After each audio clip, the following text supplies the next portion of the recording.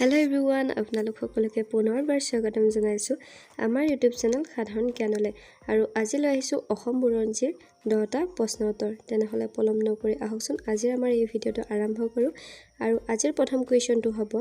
অসমৰ স্বাধীনতা আন্দোলনৰ প্ৰথম শহীদ কোন আছিল ইয়াৰ অপচন কেইটা হৈছে number 1 Maniram Dewan number 2 Piyali Barua number 3 Kanaklata number 4 Piyali Phukan আৰু এই কোৱেশ্চনটোৰ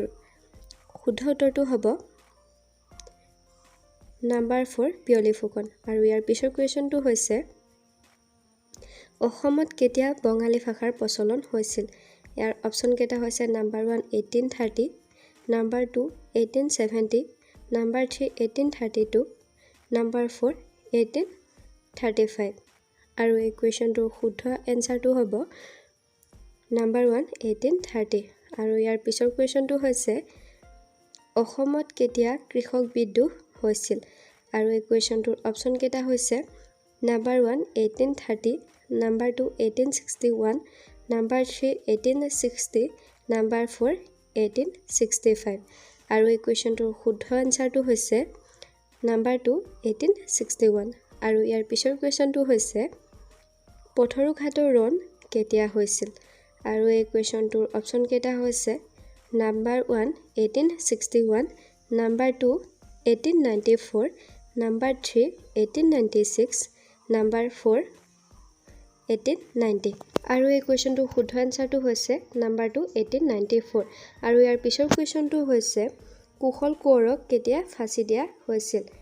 ইয়াৰ অপচন নাম্বাৰ 1 হৈছে 1943 option number 2 1942 option number 3 1945 option number 4 1940 আৰু এই কোৱেশ্চনটোৰ শুদ্ধ এনসাৰটো হ'ব অপচন 1 1943 আৰু ইয়াৰ পিছৰ কোৱেশ্চনটো হৈছে অসমৰ স্বাধীনতা সংগ্ৰামৰ প্ৰথম মহিলা শহীদ কোন আছিল আৰু এই কোৱেশ্চনটোৰ অপচন কেইটা হৈছে নাম্বাৰ 1 মালতী মেম নাম্বাৰ 2 কনকলতা নাম্বাৰ 3 মুলা গাভৰু নাম্বাৰ 4 জয়মতী আৰু এই কোৱেশ্চনটোৰ শুদ্ধ এনসাৰটো হৈছে নাম্বাৰ 1 মালতী মেম আৰু ইয়াৰ পিছৰ কোৱেশ্চনটো হৈছে কৰ্মবীৰ বুলি কাক জনা যায় option number 1 Tarunram Phukan option number 2 Nabin Chandra Bordoloi option number 3 Maniram Dewan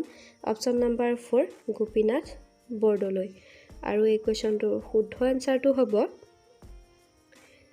number 2 Nabin Chandra Bordoloi ইয়াৰ পিছৰ কোৱেশ্চনটো হৈছে অসমত প্ৰথম কোনে অসহযোগ আন্দোলনৰ নেতৃত্ব দিছিল নাম্বাৰ 1 নবীন চন্দ্ৰ আৰু তৰুণৰাম নাম্বাৰ 2 মনিৰাম আৰু পিয়লি বৰুৱা নাম্বাৰ 3 বিষ্ণুপ্ৰসাদ ৰাভা নাম্বাৰ 4 এটাও নহয় আৰু এই কোৱেশ্চনটোৰ শুদ্ধ এনসাৰটো হ'ব নাম্বাৰ 1 নবীন চন্দ্ৰ আৰু তৰুণৰাম আৰু ইয়াৰ পিছৰ কোৱেশ্চনটো হৈছে মনিৰাম দেৱানক ফাঁচি দিয়াৰ দিনাখন আৰু কাক ফাঁচি দিয়া হৈছিল option number 1 Piyoli Phukan option number 2 Piyali Barua option number 3 কণ্টেপছৰ অপচন নাম্বাৰ 4 এটাও নহয় আৰু এই কোৱেশ্চনটোৰ শুদ্ধ এনসাৰটো হ'ব নাম্বাৰ 1 পিয়লি বৰুৱা আৰু ইয়াৰ পিছৰ কোৱেশ্চনটো হৈছে মনিৰাম দেৱানক বন্দী কৰি ক'ত ৰাখিছিল ইয়াৰ অপচন নাম্বাৰ 1 হৈছে Kolkata option number 2 Alipur option number 3 Coochbehar option number 4 Tezpur আৰু এই কোৱেশ্চনটোৰ শুদ্ধ এনসাৰটো হ'ব অপচন নাম্বাৰ 2 আলিপুৰ আৰু আজিৰ ভিডিওটো ইমানতে সমাপ্ত আৰু এনে ধৰণৰ কোৱেশ্চন এনসাৰ পাবলৈ আমাৰ চেনেলটো সাবস্ক্ৰাইব কৰিবলৈ নাপাহৰিব লগতে থকা বেল আইকনটো প্ৰেছ কৰি অল কৰি দিব যাতে আহিবলগীয়া ভিডিওৰ নটিফিকেশনসমূহ পাই থাকে আকৌ লগ পাম আন এটি নতুন ভিডিওৰ সৈতে তেনেহলে আজিলৈ আহো